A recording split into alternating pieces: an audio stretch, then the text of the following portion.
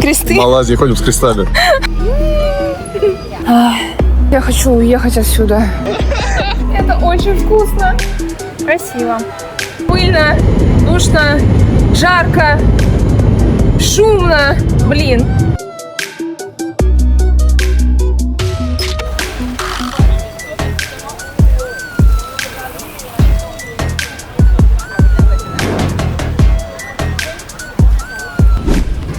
Привет! Мы в Куала-Лумпуре. Только приземлились.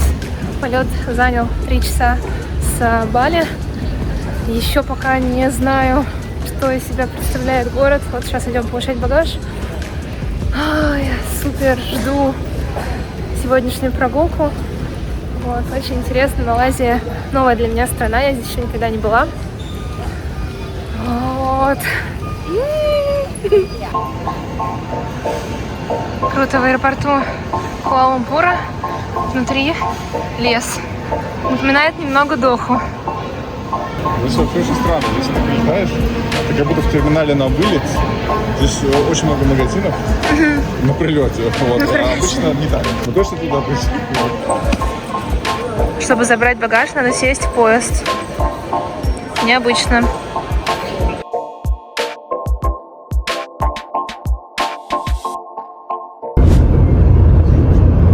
Мы едем 120. Водила чисто чатится просто.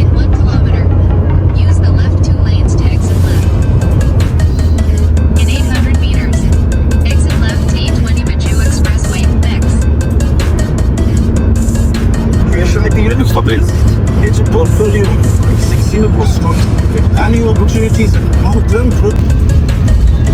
Москва-Сити. Блин, вот так вот сослепу реально похоже. Ну, не считая мост. Короче, заселились в квартиру в Куала-Лумпуре. Это наша вторая квартира. Первая оказалась в Тоскану. Сильно меньше. Там в 3-4 раза меньше, чем заявлено. Прям такая конура. И фото не совпадали, поэтому мы не стали туда въезжать. Экстренно сняли другую квартиру. 42 этаж. Туда смотреть очень страшно просто. Очень страшно. Аж ладошки вспотели. Вообще в Малайзии может либо очень сильно повезти с жильем, либо очень сильно не повезти. И у нас скорее второй вариант. Прошу прощения за бардак. Я вспомнила о том, что не сняла обзор уже, когда мы выезжали, поэтому сейчас мы находимся в процессе сборов. Мы провели в Куала-Лумпуре 2 недели. В квартире есть все самое необходимое: кухня, стиральная машина, но места достаточно мало, как вы видите, и нам было тесновато. Обошлась нам эта квартира в $532 за 2 недели. В комплексе также есть бассейн, спортзал, сауна, всякие баскетбольные площадки, корты для тенниса, зоны для йоги. В общем, в целом, достаточно приятная территория. Но я знаю, что за эти деньги можно найти намного лучше. Наша знакомая в Куала-Лумпуре снимала примерно за столько же 3-комнатную квартиру с 2 туалетами, с ванной, с хорошим ремонтом и более в центральном районе. Так что я считаю, что нам, конечно, очень не повезло тут с вариантами жилья. Поэтому, если вы планируете приехать в Куала-Лумпур и остановиться здесь там на месяц или на парочку, то я советую вам сначала снимать отель и потом уже ходить по просмотрам, потому что очень много обманывают, неправильные фотографии, цены выше, поэтому будьте бдительны. Вчера был мусульманский праздник, поэтому почти все было закрыто, не было нормальной доставки еды, все магазины были закрыты, в общем, мы кое-как где-то поели, не очень вкусно, и пошли спать. Вот. Сегодня новый день, и мы вышли в центр Куала-Лумпура, чтобы погулять, посмотреть, как тут люди живут. Зайдем, но что, начать шоу выйти? Я уже наслышана про малазийскую шаурму. Кирилл был здесь несколько лет назад и говорил, что она очень вкусная, что они кладут в нее хумус, и я очень хочу попробовать. Сейчас мы идем в одну из самых популярных шаурмешных здесь. Вот. Попробуем, насколько она хороша.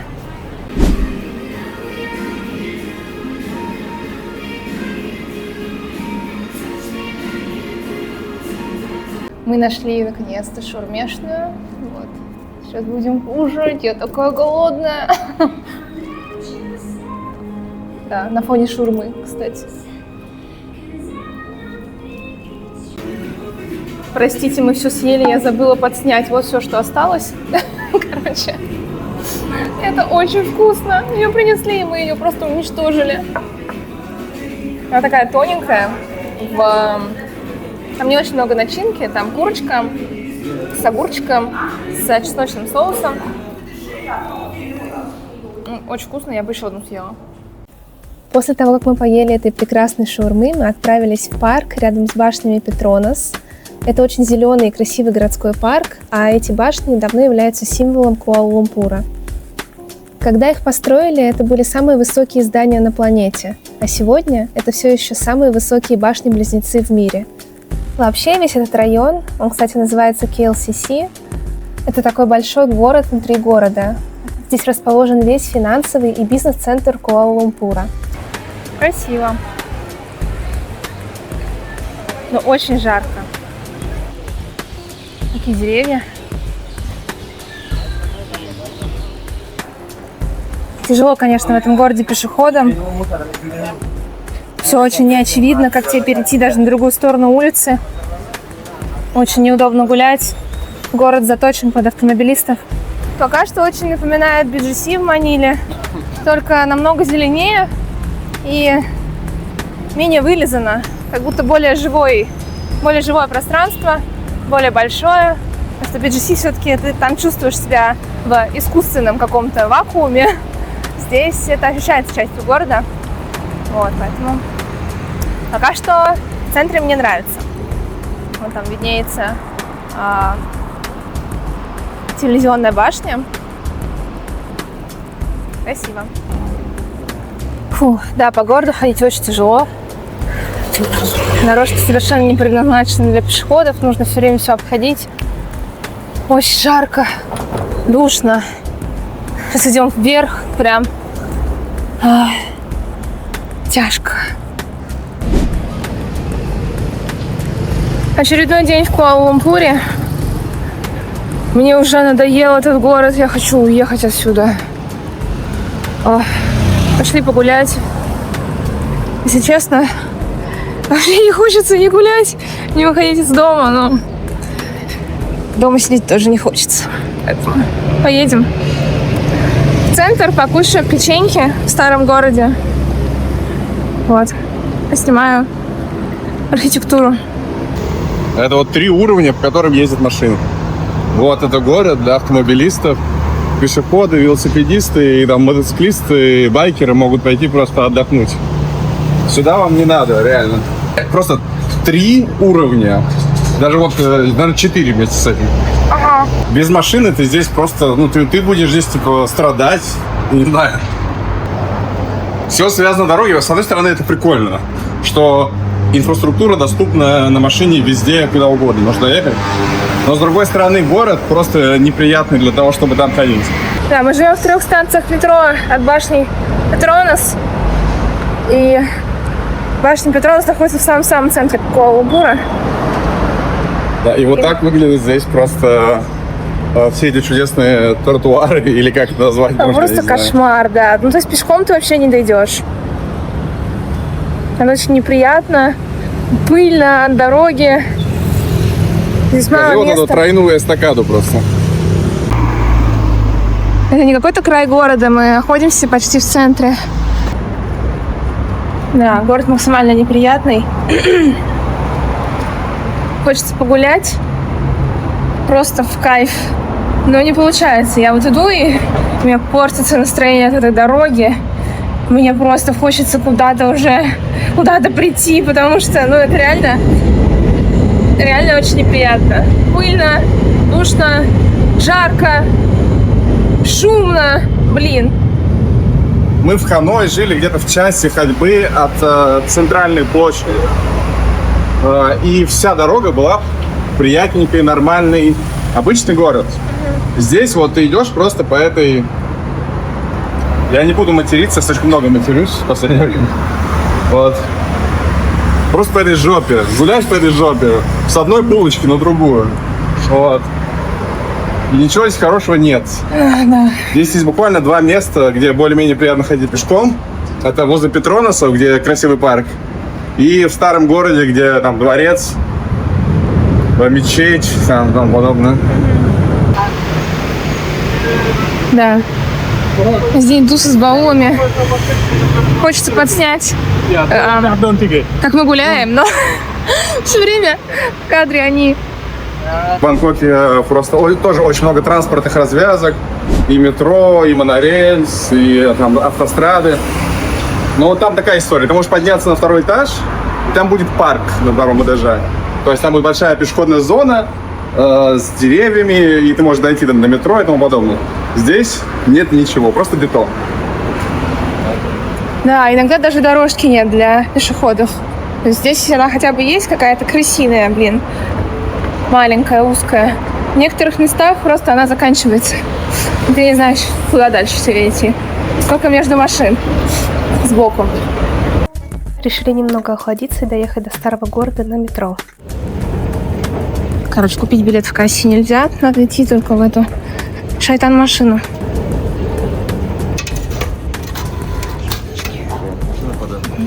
Такой жетончик.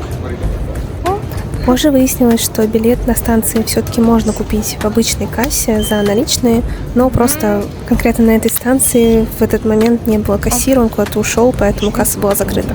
Вообще малазийское метро мне понравилось. Станции очень чистые, прохладные и достаточно удобные. Такая станция в одну сторону и в другую сторону. Еще я впервые в жизни увидела женские вагоны. Мы решили проехаться в одном. Кирилл ощущает на себе дискриминацию. Да.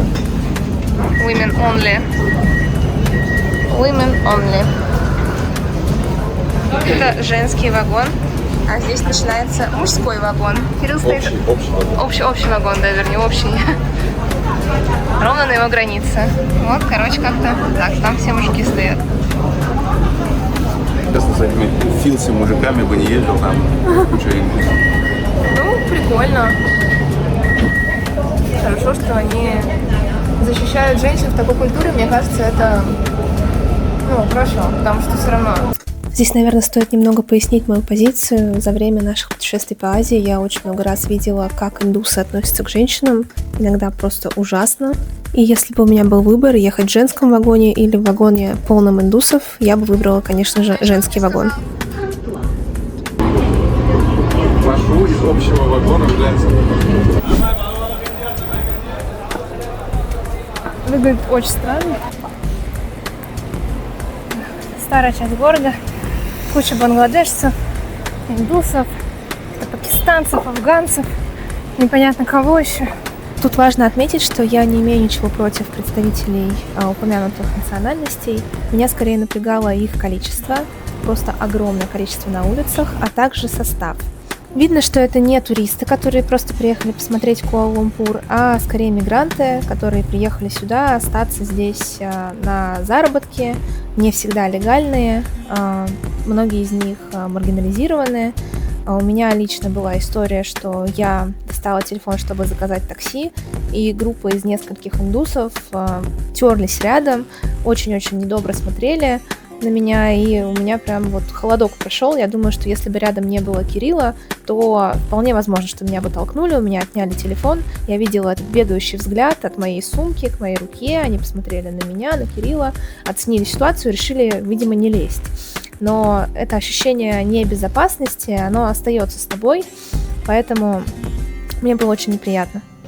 Несмотря на все это, в центре Куала-Лумпура было очень интересно, и мне понравилось там гулять. Симпатично. Но очень жарко. Это площадь Мердека. Здесь опять куча туристов, которые фоткаются. Короче, Мердека Сквер переводится как площадь независимости.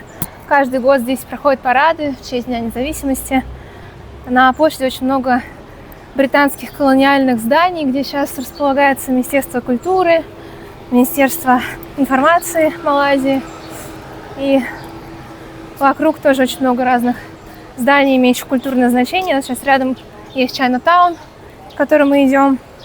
Отсюда видно самый большой небоскреб в Малайзии.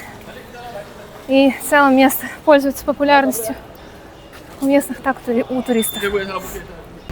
О, церковь. Я взял бамбуковый крест, который там дают. И взяли всякие брошюрки и кресты. В Малайзии ходим с крестами. Так, Кирилл решил защищаться от Я реально сейчас буду мусульманской пропаганды. Вот, ходить. Да, потому что здесь на самом деле очень сильная пропаганда перехода в ислам.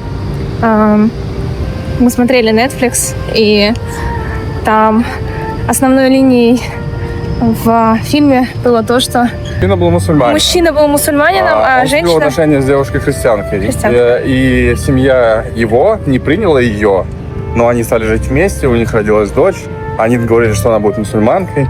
Он умер, и потом, короче, там все так показывалось, очень такой какой-то кринж, на самом деле. Но в конечном итоге у самой этой ее мамы этой дочки, которая родилась, которая мусульманка, у нее погибли родители оба, и они были христиане.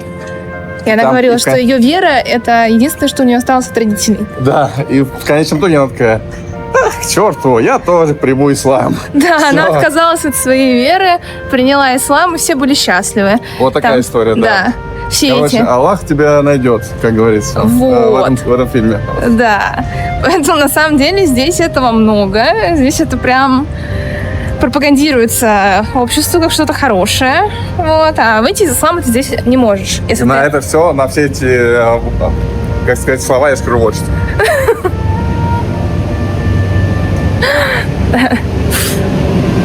Кирилл сказал, что ему нужен крест, он будет спасаться от двух пропагандистов мусульманских. Вот мы вроде идем по пешеходной улочке, но здесь все равно какая-то вонючая машина. Прям воняет от нее. Едет по пешеходному тротуару, и ты не можешь расслабиться. Все равно машины везде, даже в пешеходную зону. Рынок такой типичный.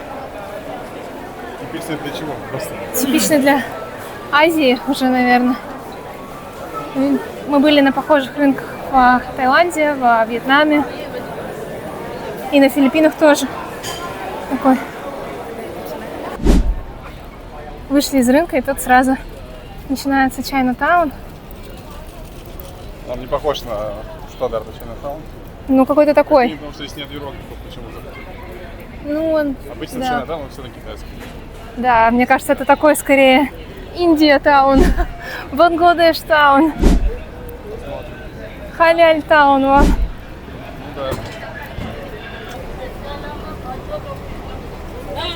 Немножко иероглифов. Буквально совсем чуть-чуть.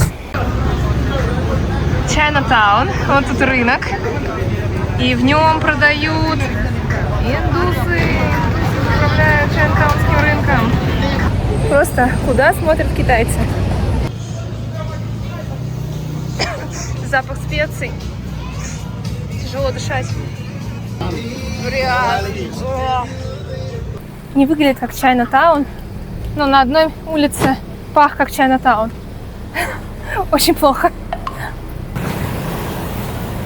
Я полагаю, малазийцы тоже не отличаются любовью к правоохранительным органам. Кстати, интересный факт. В культурах, где чай называется чай, он впервые прибыл из Китая по шелковому пути, да. А там, где чай называется ти, по шелковому пути. По шелковому пути надо уши чистить. Вот. А там, куда чай прибыл по воде, там называется ти. Во Франции, например, чай называется те. Это производная от ти. А в России чай, потому что мы его привезли из Китая. Вот. И так он у нас появился. Это башня Мирдека 118. Второе по высоте здание в мире после Бурдж-Халифа. Просто выглядит внушительно. Пока мы гуляли по Чайна-тауну, мы почувствовали очень вкусный запах печенья. Вкусное печенье. И не смогли пройти мимо. Thank you. Ура! Мы купили вкусное печенье. Сейчас будем пробовать. Так, пробуем печеньку. Ой, пахнет очень вкусно.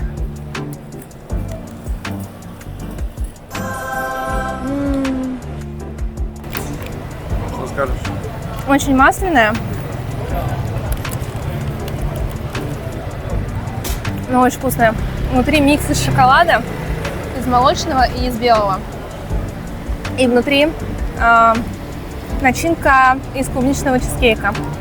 Такой крем сливочно-творожный. Очень вкусно. Самое вкусное печенье, что я ел в мире, были в Малайзии. За это в Малайзии плюс. Правда, самое вкусное печенье, которое я пробовала где-либо. Это очень вкусно, но это калорийная бомба. И печенье просто must try. Обязательно стоит попробовать, если вы в Малайзии. Очень вкусно. Да. Главное, слишком сильно им не объедаться, потому что оно действительно, наверное, калорий на 500. Вот. После этого надо немножко поесть что-то более диетическое на обед и ужин. Вот. Потому что, конечно, калории здесь набираются. Даже не замечаешь, как. Какой Чайна-таун без храма. Кстати, выглядит интересно на фоне этой башни.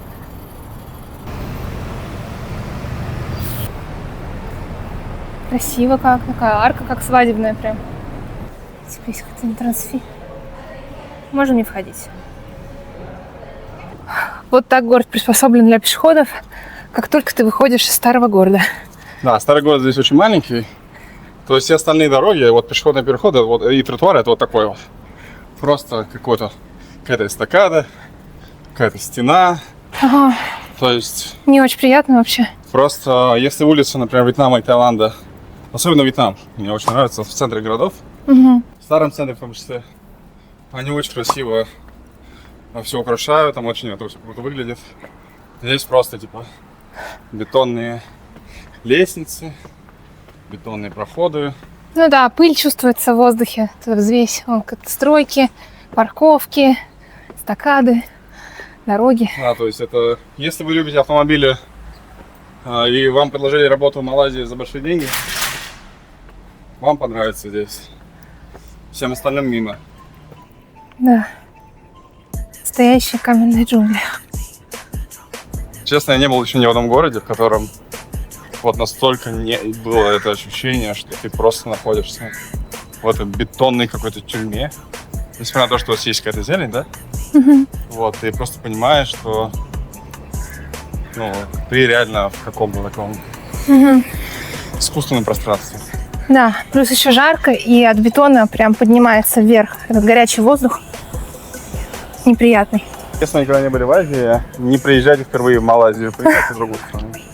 Даже на Филиппины приезжайте. Да, мы тут сошлись во мнении, что на Филиппинах нам понравилось все-таки больше, чем в Малайзии.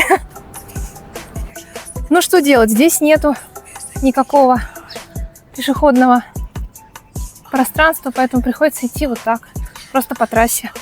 Мы приехали в Куала-Лумпурский зоопарк. Тут должны быть панды. И капибары. И капибары. Да, очень хочу их увидеть. Короче, вход стоит $25 для туристов. 25. Это очень много. Вот. В Вьетнаме вход в зоопарк стоит $2. Здесь стоит $12 для малайцев и 25 для туристов. Просто жесть. Вот. Ну, что поделать. Мы уже приехали, поэтому купили билеты и пойдем посмотрим, что здесь есть.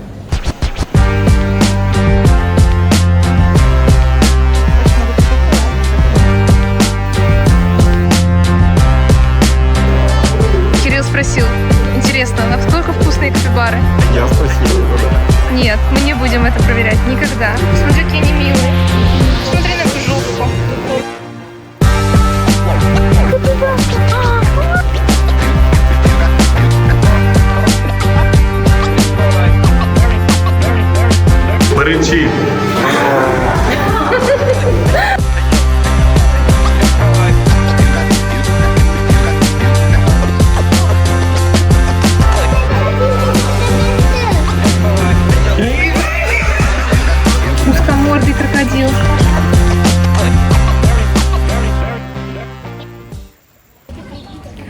Я купила в зоопарке себе панамку с лягушкой.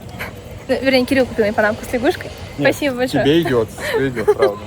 Мне очень нравится, такая классная. Да, в общем, зоопарк не советую. Он не стоит этих денег, которые запросили за вход, типа $25. Это не самый лучший зоопарк, не самый большой. Очень много клеток закрыто, животные спят. Вот, поэтому лучше сходить в зоопарк во Вьетнаме за $2. Так, станция метро Букит Бинтанг. Тут куча торговых центров.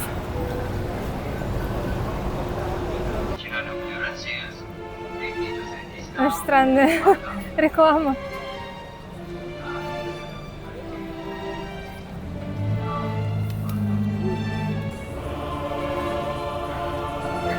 Зашли в какой-то очень странный супермаркет. 3 этажа. Всякие какие-то фигурки поп-мартовские. Всякие машинки. Автоматы с игрушками. Здесь какие-то продукты вроде обычные. Очень странно, очень много людей. Достаточно дорого на самом деле. Мясо нарезанное, да. Вагю. Какой-то хаос.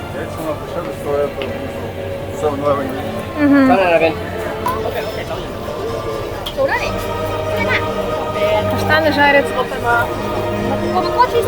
Шаурму готовят.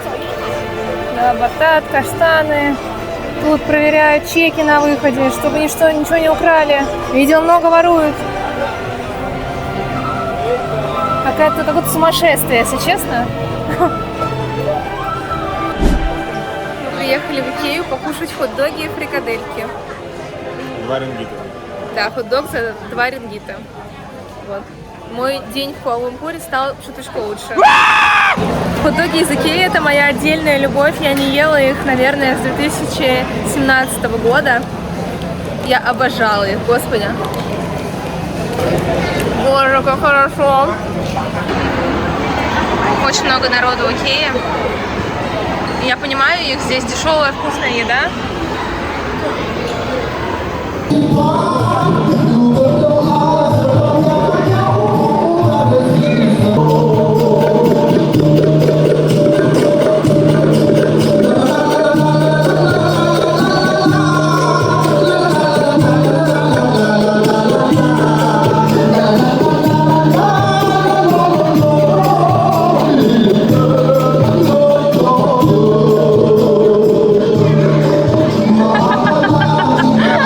Мое любимое место в Куала-Лумпуре официально Икея. Мы поели на 17 рингит. Мы были не очень голодные, мы просто перекусили с тортиком, с фрикадельками, с хот-догами. Боже, как это хорошо! Просто как вкусно! Вчера мы поели на 100 рингит 2 блюда, если что. Это было, если честно, прям плохо, 3 из 10. Вот. Сегодня это, конечно, 10 из 10 фрикадельки. По такой цене вкусные фрикадельки. Да, мы просто выяснили, что дешевле будет приехать сюда на такси. Потому что здесь нет байк-такси в этом галимом месте, только можно уехать на машине. И мы будем ездить туда-обратно на такси, чтобы просто поесть, это будет дешевле. Да, да. И вкуснее. И вкуснее. И здесь можно еще купить продуктов нормально.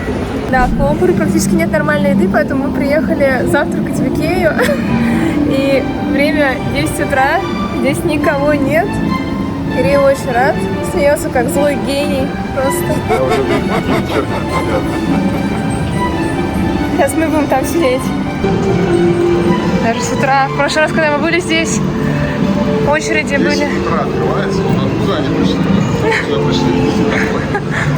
Им тоже нечего есть дома. Реально, жесть, ты что поесть приезжаешь? 20 минут назад. Они открылись 20 минут назад. Здесь очередь. Кирилл говорит, надо было под открытие приезжать. Ну, в следующий раз делаем выводы. Будешь первый тут стоять в очереди до открытия.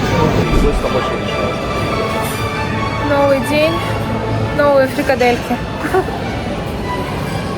Люди уже стоят. Очередь. 10 минут назад открылся Икея. Здесь уже человек 100, наверное.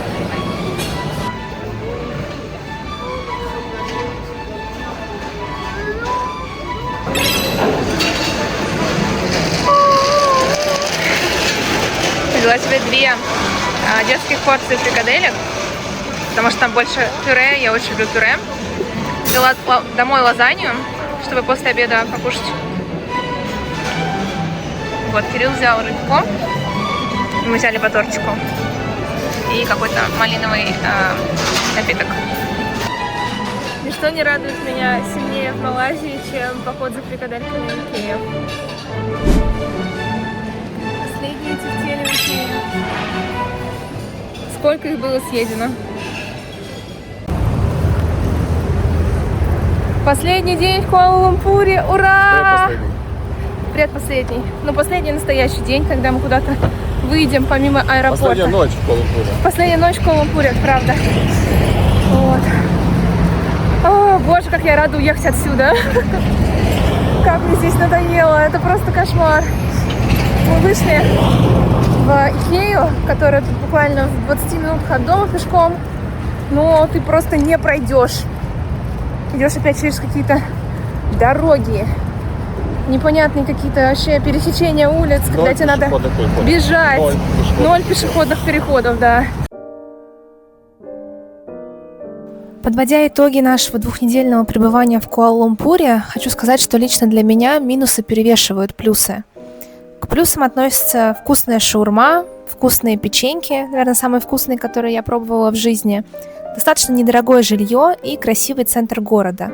Наверное, на этом для меня плюсы заканчиваются, потому что когда ты выходишь из центра города, который очень маленький, город совершенно не приспособлен для прогулок, для жизни пешехода, коими мы являемся, и мы очень любим гулять, поэтому нам было очень тяжело.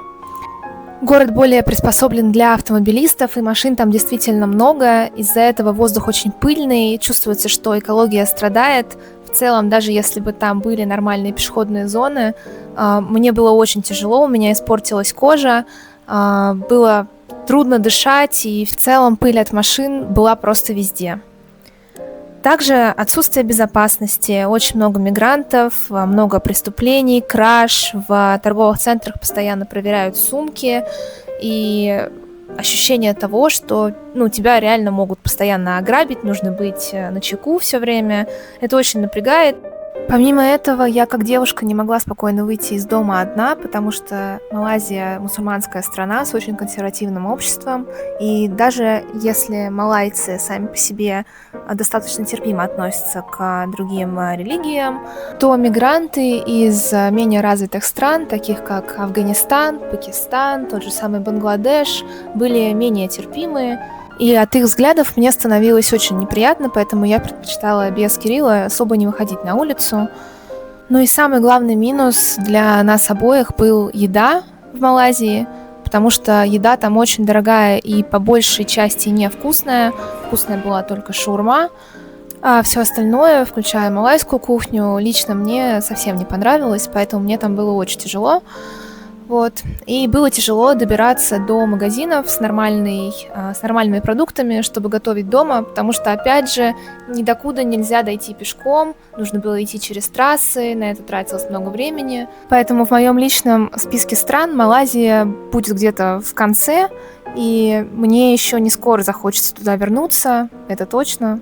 Но я придерживаюсь мнения, что лучше всегда съездить, посмотреть самому и составить собственное мнение о стране, поэтому если вы соберетесь в Малайзию, то будьте осторожны с выбором жилья, заранее подумайте, где вы будете есть и что, и, возможно, ваш опыт будет более позитивный, чем мой. Завтра мы летим в Корею! Ура! Да, Южная Корея. Вот. Планируем пробыть в Сеуле целый месяц. А потом еще поедем в другой город. Вот. Очень интересно. Думаю, что будет много всего прикольного, много всего необычного. Поэтому не пропустите.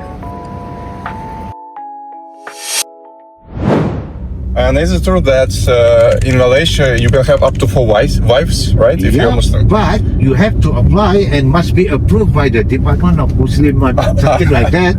If you afford to have 4 wives, then only you can apply for that. Mm-hmm. If like me, definitely they will read my application, you know? Yeah. But how common is it to have like more than one wife? Is it common here? It's common, but Common?